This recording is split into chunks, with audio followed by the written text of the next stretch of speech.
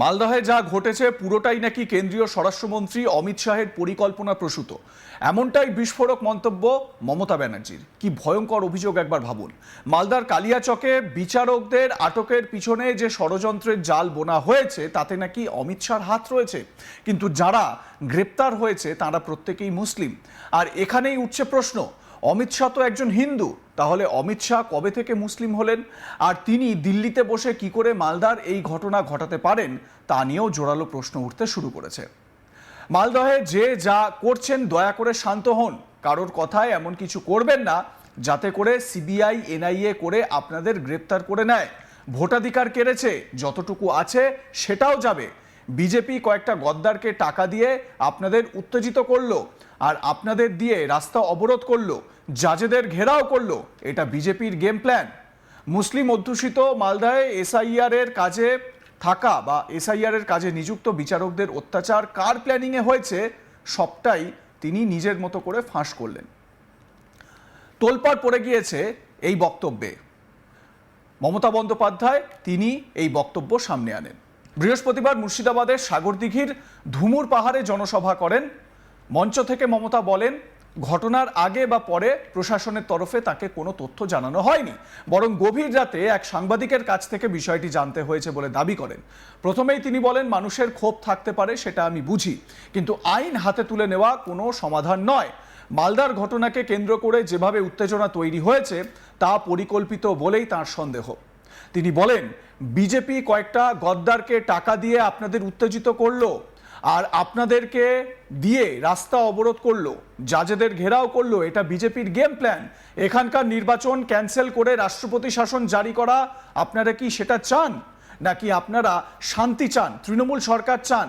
সেটা আপনাদেরই ঠিক করতে হবে। যদি আপনারা আমাকে বিশ্বাস করেন তাহলে কোনো প্ররোচনায় পা দেবেন না, কোনো জাজেদের কাছে যাবেন না। বাংলাকে রক্ষা করুন, আমার হাতে এখন আইন নেই, আমার হাত থেকে সব ক্ষমতা কেড়ে নিয়েছে।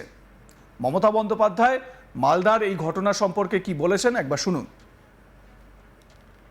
বিজেপি কয়েকটা গদ্দারকে টাকা দিয়ে আপনাদের উত্তেজিত করলো, আর আপনাদের দিয়ে রাস্তা অবরোধ করলো, জাজেদের ঘেরাও করলো। রেজাল্টটা কি হলো? আজকে সুপ্রিম কোর্ট বলেছে, ঠিক বলেছেন।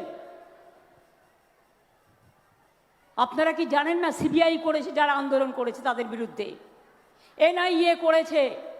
বিজেপির এটা গেম প্ল্যান, জেনে রাখবেন।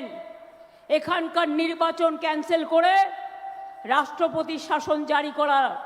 আপনারা কি সেটা চান? না আপনারা শান্তি চান? আপনারা বাংলায় থাকতে চান? আপনারা তৃণমূলের সরকার চান? আপনাদের ঠিক করতে হবে। যদি আমাকে বিশ্বাস করেন তাহলে দয়া করে কোনো প্ররোচনায় পা দেবেন না।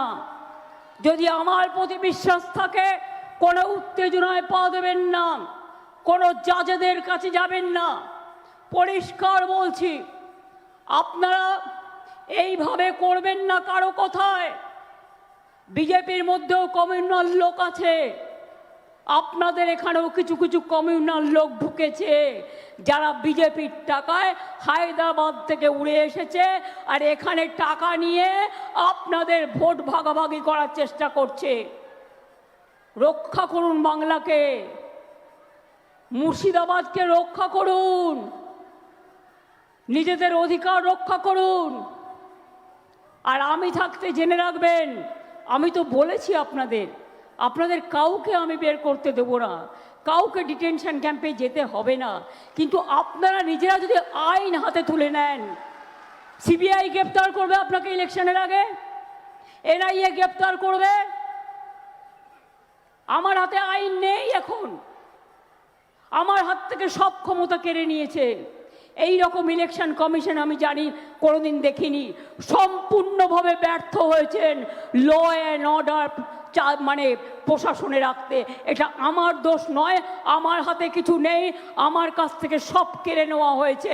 এটা ইলেকশন কমিশনের দোষ। তার কারণ তারা নিজেদের লোক বসিয়ে কন্ট্রোল করতে পারেনি, জাজেদের প্রোটেকশন দিতে পারেনি।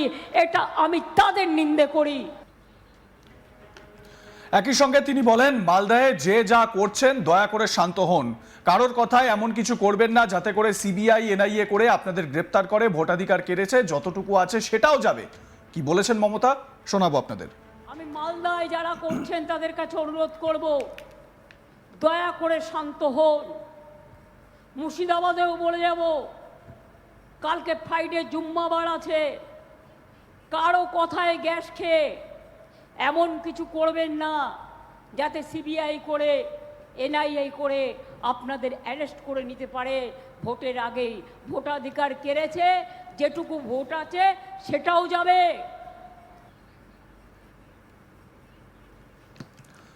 মমতা আরো বলেন, নতুন ডিজি মুখ্য সচিব আপনারা করেছেন, নতুন এসপি আপনারা করেছেন, আইসি বিডিও আপনারা ঠিক করছেন। তারা জানবেন কিভাবে কোথায় কি ভৌগোলিক চিত্র রয়েছে, কি জনবিন্যাস রয়েছে। টোটালটাই অমিত শাহ করিয়েছেন, টোটালটাই ইলেকশন কমিশনকে দিয়ে অমিত শাহের চক্রান্ত। তাকে পদত্যাগ করতে হবে। আমি স্বরাষ্ট্রমন্ত্রীর পদত্যাগ দাবি করছি, অপদার্থ স্বরাষ্ট্রমন্ত্রী। অমিত শাহকে খোঁচা দিয়ে কি বলেছেন মমতা, শুনুন তার মুখেই। আমার খারাপ লাগছে, নতুন ডিজি সিএস আপনারা তৈরি করেছেন, তাকে শোকজ করেছে।